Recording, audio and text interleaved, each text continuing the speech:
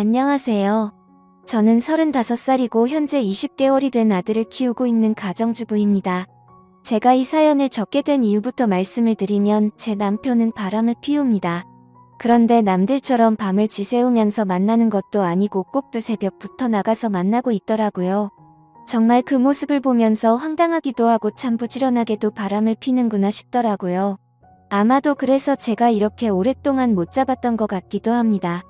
그리고 하필 제가 아침 잠이 많습니다. 태생적으로 원래 잠이 많았죠. 더군다나 아이를 키우면서 수면 시간이 뒤죽박죽이 되어버린 터라 남편이 출근을 하는 새벽 시간에는 거의 항상 기절 상태였습니다. 그래서 밖에서 바람을 피우는지 뭘 하고 다니는지 알 수 있는 정신이 아니었던 거죠. 그런데 이런 정신없는 상황에도 촉이라는 게 무섭긴 하더라고요. 저도 정말 뜬금 포인트에서 남편이 이상하다고 느껴졌었거든요. 그건 바로 다름 아닌 블랙박스였습니다. 블랙박스 영상을 본 건 아니었습니다. 그냥 말 그대로 블랙박스 그 자체만으로 느낌이 왔던 거죠. 왜냐하면 제 남편은 정말 결벽증에 가까울 만큼 매우 깔끔한 성격입니다. 아내와 아이를 두고 하는 짓을 보면 자기 자신한테는 그렇게 더러운 놈이 없었던 것 같지만요. 아무튼 남편이 유독 신경 쓰는 것 중 하나가 자동차 관리를 하는 거였습니다. 가끔 옆에서 지켜보면 정말 심하다 싶을 정도로 내부 청소도 자주 하고, 그렇다고 엄청 비싼 차도 아니고 평범한 차였는데 엄청 극성맞구나 싶더라고요. 그런데 어느 날 퇴근하고 집에 오는 길에 블랙박스를 뜯어서는 가지고 왔더군요. 그 모습을 보고 저는 처음에는 고장이 나서 가져온 줄 알았고 별로 신경도 쓰지 않았죠. 그렇게 며칠 동안을 놓아둔 곳에 블랙박스가 그대로 있었습니다. 새로 달지도 않고 사지도 않았던 거죠. 한마디로 그냥 저희 차에는 블랙박스가 없었던 겁니다. 그렇게 자동차에 온갖 애정을 쏟던 사람의 차에 말이죠. 그리고 저희 아파트에는 지하 주차장이 있는데 남편은 무조건 지하에 차를 넣어야 마음이 놓인다고 했었죠. 분리수거하는 날이나 야근하고 늦게 와서 지하 주차장이 꽉 찼을 때는 어쩔 수 없이 지상에 주차를 하고 들어와서는 지하에 주차를 할 수 있을 때까지 매시간 들락날락 할 정도였습니다.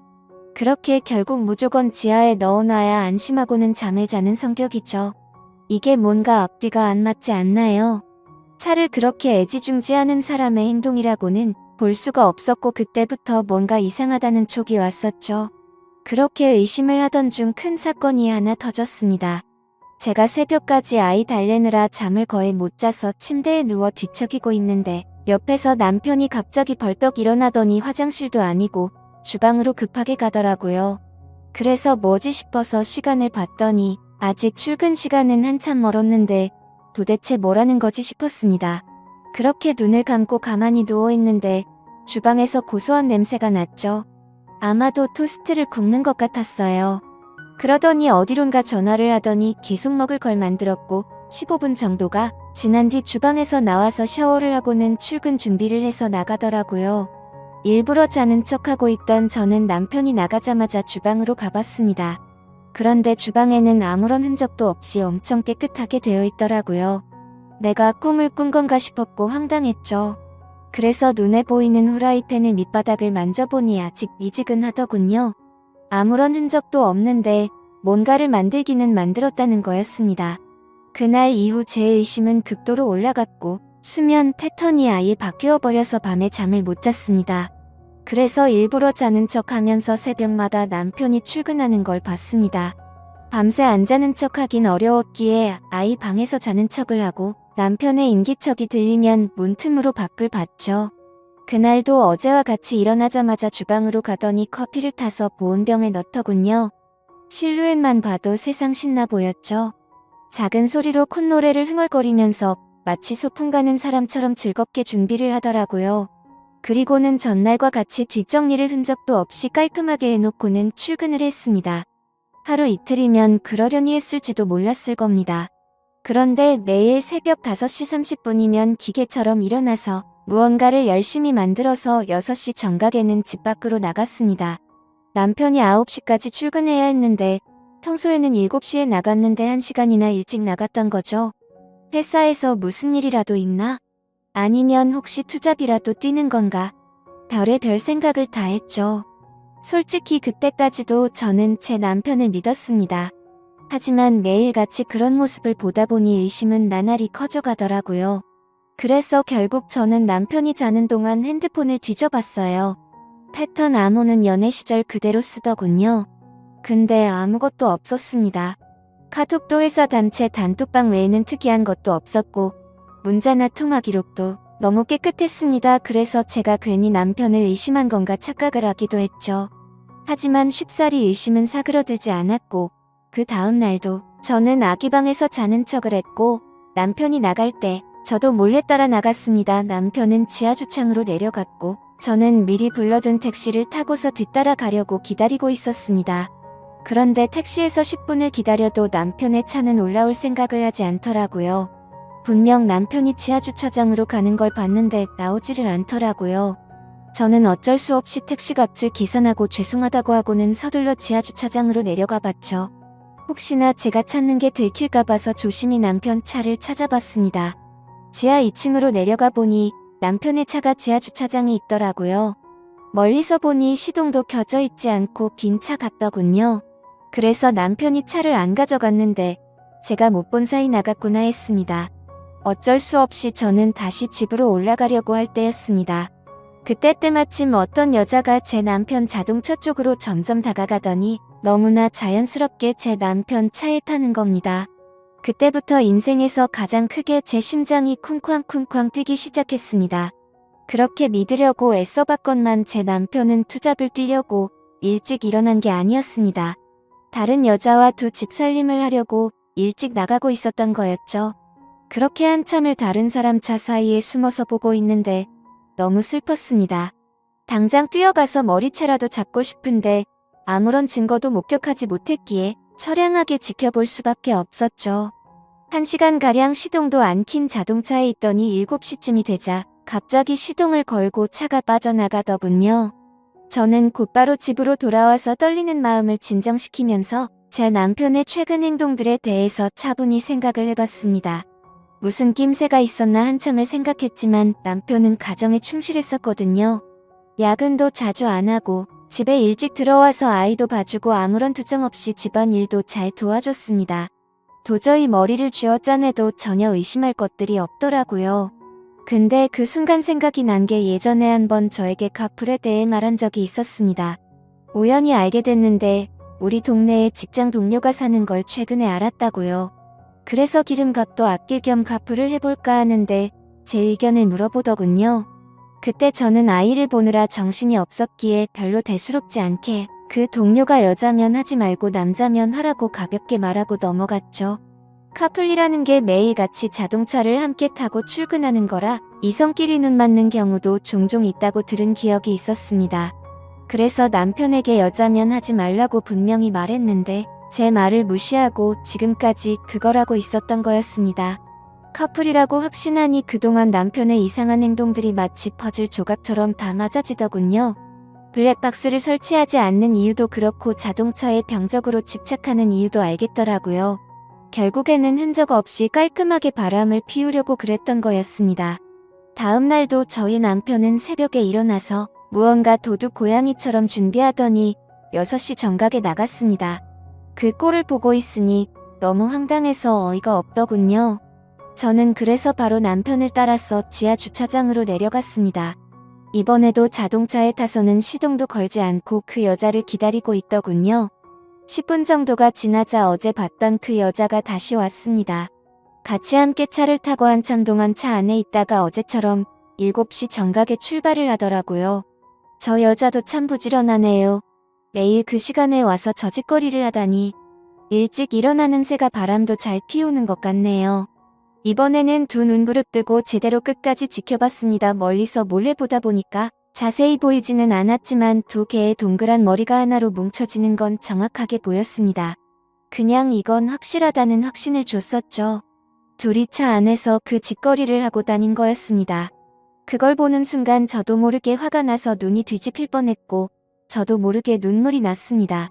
남편의 불륜이라는 걸 직접 겪어보니 분노가 머리끝까지 치밀어 오르더라고요.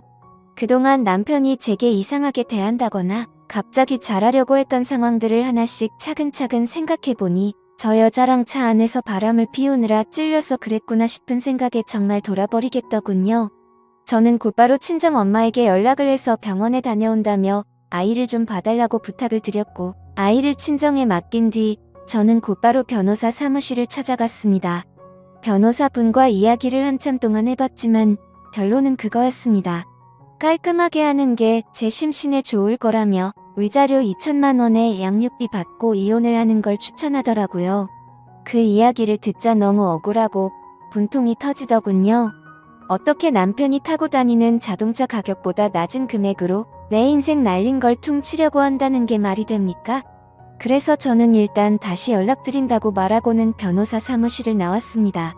누구에게 물어봐야 하나 싶었고 제 주변 친구 중에 이혼을 한 친구들을 찾아봤습니다. 솔직한 속마음으로 그런 친구가 없으면 어쩌나 했는데 너무 많아서 놀랄 정도였죠. 가까이 사는 친구들 3명에게 연락을 해서 만났는데 전부 다 자신들이 겪은 이야기를 하면서 울고 앉아 있었습니다. 그런데 이야기를 들어보면 대충 돈은 다 비슷하게 받았더라고요. 사실 재벌 집에 시집가지 않고서야 거기서 거기겠지 싶더군요. 저는 32살에 아이를 낳았고 제 아이가 몸이 많이 약해서 새벽에 응급실만 3번 다녀오고 나서 도저히 일과 육아를 병행할 수 없겠구나 싶었고 그냥 깔끔하게 8년 다니던 그 좋은 직장을 그만뒀습니다. 그런데 이런 건 어떻게 보상해 줍니까? 고작 2천만 원이라니 너무 허탈했습니다. 아무튼 그건 나중에 해결할 문제라는 생각에 저는 친구들과 헤어지고서 그 두 인간에게 복수를 하기 위해서 곧바로 페인트를 사러 갔습니다. 가자마자 페인트 사장님에게 가장 안 지워지고 오래가는 걸로 달라고 말씀을 드렸고 빨간색 페인트 4통과 두툼한 붓도 몇 개를 사서 배달을 부탁드리고 집으로 들어갔죠. 그날 저녁도 다른 날과 다르지 않게 남편은 퇴근하고 일찍 집에 들어와서 집안일을 도와주더군요. 그 꼴을 보고 있으니 나중에 제가 없어도 참 잘 살겠구나 싶었습니다. 그리고 기가 막히게도 대뜸 주말에 출장이 잡혀서 갔다 온다고 하는데 속이 뻔히 보이더군요. 역겨운 마음에 욕이 튀어나올 뻔했지만 증거도 만들어야 했고 복수를 제대로 해야 한다는 생각에 겨우 참았습니다. 잠이 들 준비를 마친 뒤 남편은 인터넷으로 볼만한 영화를 찾고 있길래 무슨 영화냐고 같이 보자고 제가 은근슬쩍 찔러봤습니다. 그러자 남편은 나중에 회사에서 쉴 때 본다고 말하더군요. 그러더니 저를 위하는 척하면서 일찍 자라고 하더라고요. 웃음밖에 안 나왔습니다.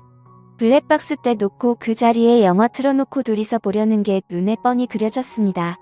그래서 이를 갈면서 아무렇지도 않은 척 저는 남편에게 말했죠. 자기도 일찍 일어나려면 피곤할 텐데 대충 고르고 쉬어라고 말하고는 저는 아이 방으로 갔습니다. 어차피 오늘 아무리 재밌는 영화를 고르면 뭐하냐 싶었죠. 내일 내가 가서 깽판 치면 영화는 10분도 보지 못할 텐데 한심스럽더군요. 그렇게 그날 밤이 지나고 새벽이 되었습니다. 아니나 다를까 부지런하신 남편놈은 똑같이 새벽에 일어나더니 열심히 준비를 해서 나갔고요. 저도 곧바로 엄마에게 빌린 차에 실어뒀던 고무장갑을 양손에 끼고 페인트와 붓을 빼들고 따라갔습니다. 지하주차장에 도착하니 항상 주차하는 곳에 남편의 차가 보였습니다. 심장이 터질 듯이 떨리고 무서운 마음도 들었지만 최대한 차분히 기다렸습니다. 그러자 상간녀가 또각또각 구두 소리를 내면서 기분 좋은지 생글생글 웃으면서 차로 다가가더군요. 그렇게 그 여자가 남편 차에 타는 것까지 확인을 했습니다. 그리고 저도 페인트 뚜껑을 열어서 들었고 다른 한 손에는 휴대폰을 들고서 남편 차로 조용히 다가갔죠. 심장이 터질 것 같았고 무서웠지만 그 마음은 곧바로 분노로 바뀌었습니다. 가까이 다가가서 보니까 둘은 아주 한 몸이 되기 직전이더군요. 저는 곧바로 휴대폰으로 동영상 녹화를 하고서 주머니에서 붓을 빼들었습니다. 남편 차가 실버 색상인데 빨간 페인트를 찍어서 남편 차에다가 그대로 글자를 적기 시작했습니다. 진짜 그 순간 엄청나게 통쾌했고 페인트가 기가 막히더군요. 저는 그곳에다가 불륜남과 상간녀가 타고 있어요 라고 적었습니다. 빨강색 글씨에 큼직하게 써서 멀리서도 곧바로 보이겠더라고요. 자동차 앞 유리에도 글자를 적기 시작했어요. 조수석 부분에는 상간녀라고 적었고요. 운전석에는 불륜남이라고 또박또박 적어놨습니다. 차 안에 두 사람은 멍하니 깜짝 놀라서 멍하니 저만 바라보고 있더라고요. 너무 역겨운 마음에 저는 그 두 사람을 쳐다보지도 않았습니다. 그렇게 바로 자동차 뒤로 가서 우리 지금 바람 펴요라고 적어줬고요. 트렁크에다가는 바람 피는 유부남이라고 적었습니다. 그렇게 실컷 페인트 칠을 마치고 나서 조수석으로 다가가서 유리창을 톡톡 두드렸습니다. 당장 열어라, 망치 갖고 와서 깨부셔버리기 전에라고 말하자 운전석에 있던 남편이 내리더군요. 남편은 차에서 내려서는 가까이 오지도 못하면서 오해라고 난리가 났고요. 저는 붓을 들고 너한테도 온통 페인트질 해줄 테니 가까이 오라며 네가 인간이냐고 소리를 질렀습니다. 그렇게 난리가 났는데도 그 상간녀는 끝까지 차에서 내리지 않더라고요. 저는 너무 열이 받아서 붓으로 유리를 툭툭 치면서 당장 나오라고 소리를 질렀습니다. 결국 소리를 질러대다 보니 아파트 주민 신고로 저희 세 사람은 경찰서로 갔습니다. 그제서야 그 역겨운 상간녀 얼굴을 가까이서 마주하게 되었던 거죠. 조금 뒤에는 상간녀의 남편 같은 사람이 경찰서로 뛰어들어왔고요. 저는 다른 계획이 있었기에 아무 말도 하지 않고 가만히 냅두고 있었습니다. 제 남편과 이 여자가 저를 어떻게 신고하겠어요? 저는 바쁘니까 알아서 하세요 라고 말하고는 경찰서에서 나와버렸습니다.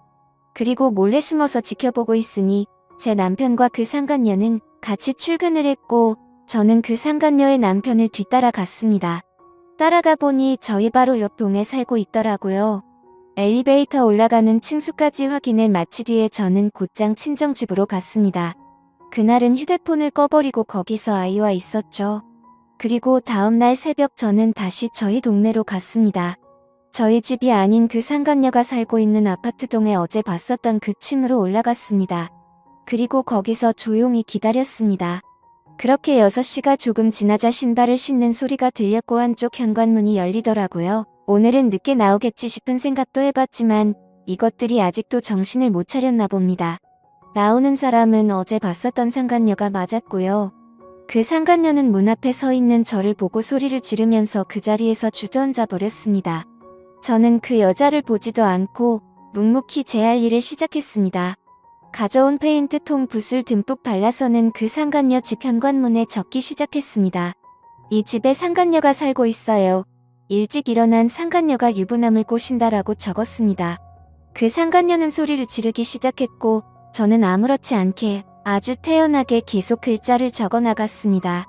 커플 뜯어먹는 소리 안에 차에서 이상한 짓이라고 적고 있는데 갑자기 그 집에서 그 여자의 남편이 뛰쳐나오더라고요. 저를 보자마자 또 이 아줌마냐고 도대체 왜 그러냐고 하더군요. 남의 집에 무슨 짓거리냐며 이거 전부 다 손해배상 청구할 테니 그렇게 하려고 하더라고요. 저는 그 여자 남편한테 물어봤습니다. 아저씨, 혹시 아저씨도 아침 잠이 많으신가요? 일찍 못 일어나시죠? 라고 물었습니다. 그러자 그게 무슨 소리냐며 아침 잠하고 이 짓이랑 무슨 상관이냐며 화를 내더군요. 저는 제 핸드폰을 꺼내서 어제 녹화한 영상을 보여주면서 말했습니다. 아저씨, 와이프랑 내 남편 놈이랑 꼭 새벽마다 만나서 그렇게 부지런하게 자동차에 둘이 달라붙어서 커플인지 뭔지 바람을 폈어요. 아저씨도 정신 차리세요. 라고 했죠. 그때 때마침 제 남편에게서 전화가 오더라고요. 전화를 받자마자 지금 어디냐고 버럭 소리를 지르더라고요. 안 그래도 열받는데 저를 또 건들더군요. 그래서 제가 한마디 했습니다. 야, 다음에는 네 차례야. 너는 회사에서 딱 기다리고 있어라. 내가 페인트통 들고 지금 바로 갈 거니까. 그 시각이 아침 7시였는데 그 여자 집 앞에서 소리를 지르고 있었습니다. 또다시 주민 신고가 들어갔는지 곧바로 아파트 경비 직원분들이 올라왔고 저는 강제적으로 그 사람들에게 떠밀려서 엘리베이터에 올라탔습니다. 1층으로 내려가니 제 남편이 이쪽으로 뛰어오고 있더군요. 이젠 더 이상 그 자동차 안에서는 못 기다리나 봐. 라고 했더니 남편이 그러더라고요. 적당히 좀 해라며 동네 창피하게 아침마다 뭐 하는 거냐고요. 그 말을 듣는 순간 피해자 코스프레를 하길래 너무 역겨워서 구역질이 날 것 같았고 정말 너무 화가 났습니다. 그래서 저는 곧바로 소리를 지르면서 말했습니다. 그럼 내가 아침마다 동네에서 한 짓은 뭐냐고 물었고 주차장에서 그 짓거리 한 건 당당하냐고 소리 질렀습니다. 그러자 남편이 제 행동이 질린다면서 제가 원하는 대로 이혼해준다며 되려 큰 소리를 치더라고요. 아무리 간통죄가 없어졌다고 해도 저렇게 당당하게 이혼을 해준다라는 소리가 나오는 게 어이가 없었습니다. 저는 더 이상 분노를 참을 수가 없었고 들고 있던 페인트 붓으로 남편의 뺨을 쳐버리고 돌아서서 갔습니다. 그때부터 저는 이제 정말 무서운 게 없다는 걸 깨달았죠. 그러자 남편은 뒤에서 온갖 욕을 하면서 동네가 떠나가라 소리를 질러대더라고요. 저는 가볍게 그 말을 무시해버리고 곧바로 택시를 타고 친정집으로 갔습니다. 가서 씻고 나서 마음도 진정시킨 뒤에 본격적으로 이혼 준비를 시작했습니다. 최근에 만났었던 이혼한 친구들을 한자리에 다시 불러서 얘기를 듣는데 정말 처참하더라고요. 제가 앞으로 몇 달 뒤면 저 친구들과 같은 모습이 될 거라는 생각에 암담해졌습니다. 이제 슬슬 좀 현실이 보이더라고요. 제가 이혼을 한다는 것도 그렇고 앞으로는 혼자서 아이를 키워야 한다는 것도 이제 좀 와닿았습니다. 저는 또다시 복수를 하겠다고 각오를 다잡고 빨간 페인트를 들고서 상간녀의 회사로 찾아갔습니다. 제가 연락을 하자마자 상간녀는 총알같이 로비로 튀어나와 있더라고요. 제가 또 어떤 글자를 어디에 적을지 무서웠겠죠. 저를 보자마자 제 손을 잡고는 로비에 있는 커피숍으로 끌고 갔습니다. 테이블에 앉자마자 상간녀가 저에게 말하더군요. 자신이 저번에는 경황이 없어서 가만히 있었는데 적당히 하라고 하네요. 참는 것도 한계가 있다면서요. 그리고 왜 당신 남편은 가만두고 자신한테만 그러냐면서 합의금이든 위자료든 원하는 게 줄 테니까 자신은 좀 내버려 두라고 뻔뻔스럽게 말하더군요. 아무튼 그 여자가 그렇게 당당하게 돈 이야기를 먼저 하길래 제가 얼마나 줄 거냐고 물어봤습니다. 그러니 본인도 여기저기 알아보니 1,500이면 충분한데 2,000까지 해준다고 하더군요. 여기서도 2천만 원이라는 소리를 들으니까 갑자기 화가 확 나더라고요. 그래서 저는 내 등에 가격표라도 붙어있냐고 왜 가는 곳마다 나한테 2천만 원 거리냐고 했습니다. 내 35년 인생 가격이 고작 2천만 원이냐고 소리쳤고 그 돈은 걔나 주라고 말했습니다. 나는 내 방식대로 풀고 싶으니까 시간 없는 나 붙잡고 헛소리 짓거리지 말고 당장 네 사무실로 올라가게 앞장서라고 말했습니다. 그러자 그제서야 그 당당했던 여자가 공손해지더라고요. 제 팔을 붙잡으며 제가 잘못했어요. 제가 어떻게 하면 화가 풀리시겠어요? 라며 저에게 매달리더군요. 그래서 저는 말했습니다. 나는 배운 여자라 글을 써야만 풀려. 네 사무실에 상간녀라고 도배를 해야 풀리겠으니까 당장 앞서라고요. 그러자 상간녀는 갑자기 제 페인트통을 잡고 펑펑 울면서 제발 살려달라며 자신이 잘 못했다고 하더군요. 그렇게 로비 한복판에서 그런 일이 벌어지다 보니 지나가는 사람들이 슬슬 저희 쪽으로 몰리더니 웅성거리기 시작했습니다. 그때 또다시 제 남편에게서 전화가 왔습니다. 제가 저번에 회사 간다고 질러놔서 그런지 불안했는 것 같더라고요. 전화를 받아서 말했습니다. 나 지금 너희 회사 로비 왔는데 네 상간녀 사무실 들렸다가 네가 있는 곳 가주겠다고 말했죠. 통화를 듣고 있던 상간녀는 이제 아주 제 페인트통을 끌어안고 펑펑 울면서 잘못했다고 살려달라고 하더군요. 주변을 둘러보니 회사 경비분들도 이제 슬슬 저에게 다가오고 있었습니다. 요즘 참 태어나서 처음으로 경비하시는 분들이 저를 무지 좋아하는 것 같더군요. 상황을 보니까 어차피 상간녀 사무실로 들어가긴 힘들어 보였습니다.